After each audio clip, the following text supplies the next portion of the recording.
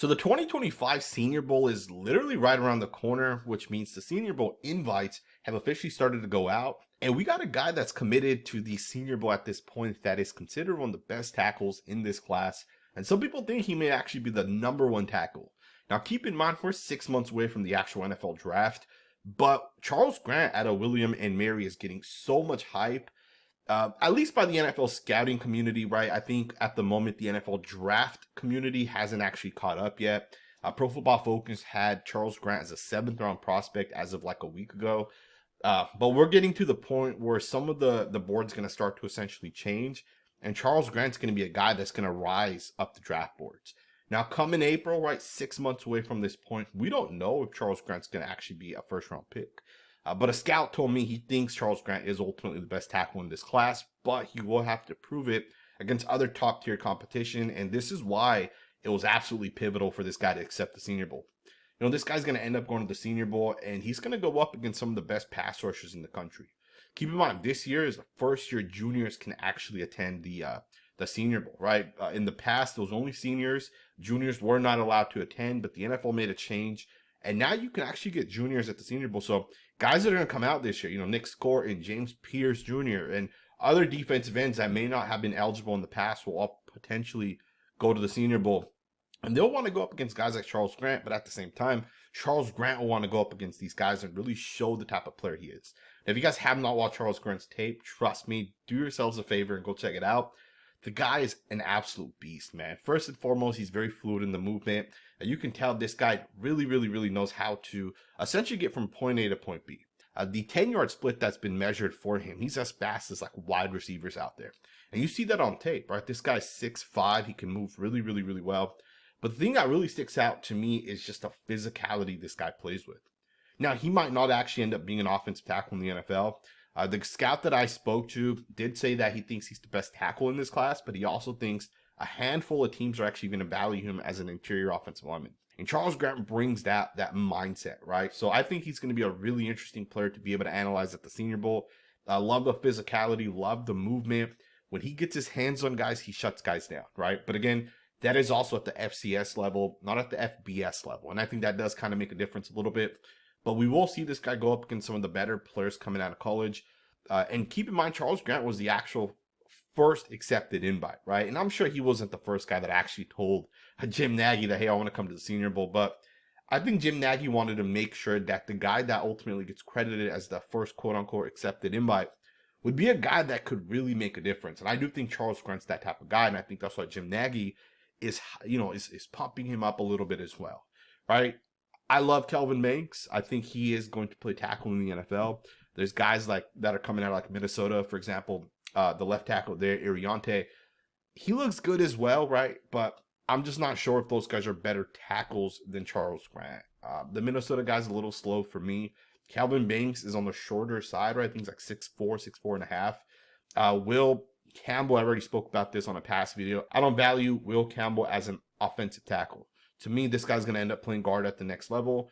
Not only have scouts told me that that's where they see him playing, but the measurables also back that up, right? According to National, who put the information out there, they do the measurements, I think, pretty much every year. I think they go to pro days and they take these measurements, and even if you're not coming out, you can still do your measurements if you want to give like teams that jump start. So like last year, for example, Will Campbell got measured, right? So we have actual information of Will Campbell that National, right, the scouting agency has already put out there. His arm length is a huge concern, so teams are not valuing this guy as an offensive tackle.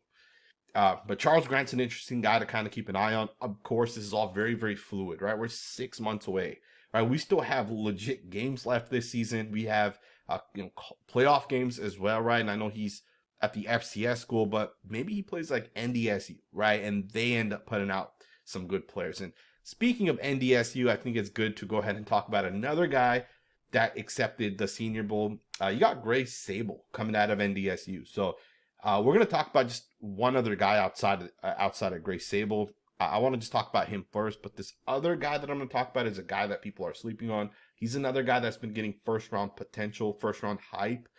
Keep in mind, all of these guys have accepted invites to the Senior Bowl. So Charles Grant has obviously accepted the invite. Gray Zabel has also went out and accepted an invite. Now, this guy's definitely playing on the inside in the NFL, but this guy has tremendous upside. Gray Zabel, to me, is one of those guys that, you think about NDSU offensive linemen that have come out over the past couple of years, right? This guy kind of fits right into that category. And North Dakota State's doing it right? They have some good coaches over there, and they're producing a ton of NFL talent, right? Cody Mock was a guy that I really liked coming out of NDSU. And there's been a lot of guys that have come out, but he was one guy specifically over the past couple of years that I really liked. And now he's the starting offensive tackle for the Tampa Bay Buccaneers. I think he's their starting right tackle. Don't quote me on that, but I'm pretty sure it's him at right tackle. But, to me, NDSU's doing things right. And Gray Zabel's another guy that when you watch this guy's tape, he's quick, he's fast, but the technique he plays with is at another level. And that's the one thing with NDSU guys is the technique that these guys play with is very impressive. So if you look at guys that slingshot block consistently, you look at guys that can snatch and trap guys consistently, Gray Zabel just kind of fits that mold, right? And that's what NDSU has always kind of produced, right? So here's another guy that, again, FCS, right, not FBS. That makes a big difference. Gray Zabel's another guy that we want to kind of keep an eye on. We want to kind of watch as we go into this next draft, right? As we kind of get into the cycle. Some people think he may actually end up being one of the top 2 or 3 interior offensive linemen, which I wouldn't be surprised, but for now, I'll probably put a day 2 grade, if not an early day 3 grade for him. But this guy has a ton of upside, and the Senior Bowl could obviously flip, how much higher he ends up going. But as a guard, I think he does not have the first-round potential that Charles Grant would have as a guard. Right? Charles Grant, some people compare to a guy like Tyler Smith if he ends up going to guard. Gray Zabel doesn't have that type of upside, right? But he's going to be a good football player. You can kind of see it already in his tape. Finally, let's wrap this video up with the guy that I've been hearing a lot of really good things about. That's going to be Chase Lundt coming out of UConn. Chase Lundt is a very interesting prospect. In fact, some people think this is going to be one of the top 2 or 3 tackles taken. He's obviously already accepted an invite to the Senior Bowl. He's a redshirt senior, 6'8", 315 pounds. 6'8". Don't overlook that fact. But the way this guy moves is absolutely incredible, right? For the Hula Bowl, as I was kind of scouting some of these guys that are coming out, this guy specifically stood out to me. And obviously he ended up winning the Senior Bowl, so he's most likely not coming to the Hula Bowl. But when I watched this guy's tape and I was doing my scouting report on this guy, one of the things that stood out to me is for being that tall, I've only seen a couple of people move the way this guy moves. Right? He moves the way like Joe Alt moved last year. Right? He moves the way Tyler Guyton moved last year. Now, obviously, I think with Joe Alt and Tyler Guyton, those guys had a better base and they're stronger. So I think they're going to ultimately end up going higher than where this guy goes. But don't be surprised if this is a top 45 pick. To me, Chase Lundt has humongous upside. And again, if he ends up coming to the Senior Bowl and dominating, which I do think he'll end up doing, I think he'll have a really good Senior Bowl, he may be actually a first-round pick. Chase Lundt, to me, is one of those guys that's going to be overlooked at this point because of the fact that, he's not on Alabama, he's not on LSU, he's not on Oregon. And we know, right, like Josh Carnley gets hype. Josh Simmons out of Ohio State gets hype, right? You got the Alabama guys that are coming out. You got the LSU guys that are coming out. These guys are going to get all the hype because these guys go to the best schools. So people are going to overlook the UConn guys. People will overlook the William and Mary guys. But the thing is Jim Nagy and his staff, right? His staff of scouts, they know, right? They watch all the tape out that's kind of out there. They know which guys are at the FCS schools. They know which guys are at the lower level FBS schools. And these guys are analyzing every single one of these guys. And we always get guys that end up being at lower level schools that end up going high, right?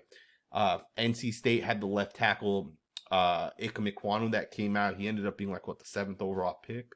We had guys, I think Charles Cross might have went to a lower level school as well. Don't quote me on him, but we've had guys that have come out that were top 15, 20 picks that went to lower level schools. Rashawn Slater went to Northwestern, right? So you don't have to go to Alabama to be a first round pick or even a top 15 pick. Chase Lundt has that type of upside. A guy that he reminds me of would be maybe someone like Colton McKivitz for the 49ers, right? And I'm not saying that's the exact comp, but they're similar players, right? Lundt is tall the way McKivitz is. Lundt's probably a lot faster, right? A lot quicker, a lot more explosive. The way he reach blocks, the way he cuts people off, gets in front of people. For that size is very impressive. Now, he does have to get stronger. That's the one thing teams will hold against him. You know, what kind of base does this guy have right now, body structure, and how much weight can he add? How much stronger can he get? That's going to be the one question mark the NFL teams will have for a guy like Chase Lundt. But if he can come in and maybe, you know, in the before the actual Senior Bowl starts, although it's not that much of a time, but from the time the UConn season ends to the time that the Senior Bowl actually begins, if he can just add 10 pounds, right, just work out, put that effort in, get stronger, because keep in mind, a lot of these guys aren't going to be working out during the actual season, right? You'll be doing a lot of rehabbing, recovering. If this guy can just come into the Senior Bowl and have a good Senior Bowl, he's a potential first-round pick. So there's 3 guys right there that have officially accepted Senior Bowl invites. There's one other offensive lineman, Seth McLaughin, out of Ohio State. He's their center. He's also accepted a Senior Bowl invite, and those are the 4 offensive linemen that have officially accepted invites. Although with McLaughlin, I'm not going to lie to you guys, and I haven't watched a lot of this guy's tape when I'm focusing specifically on him. I watched Josh Simmons at Ohio State. I watched their guard as well. Haven't watched him specifically, but we will check his tape out. Interior offensive lineman for the last 2 years, this year and last year, is a very, very strong class, right? Last year we had a lot of good centers and guards. This year's going to be the same thing. A lot of good centers and guards. Last year's tackle class is pretty good. This year's is a little weak, at least right now. But I think part of that also is because it's so early on in the process. I think, you know, if Josh Connerly wants to stay behind, he can. But if he comes out, he might be the first tackle taken. Charles Grant could prove himself. And we might end up having 4 or 5 tackles still go in like the top 15, 20 picks. Right? It'll just depend on where these guys kind of prove themselves at the Senior Bowl. I hope you guys enjoyed this video, man. Let me know what you guys think in the comments below. What are your guys' thoughts and opinions on some of these guys? Are there any offensive linemen that I'm missing that I need to go check out? Drop a comment down in the comments below. So let me know what you guys think. Thumbs up, subscribe, and I'll see you guys next time with another video.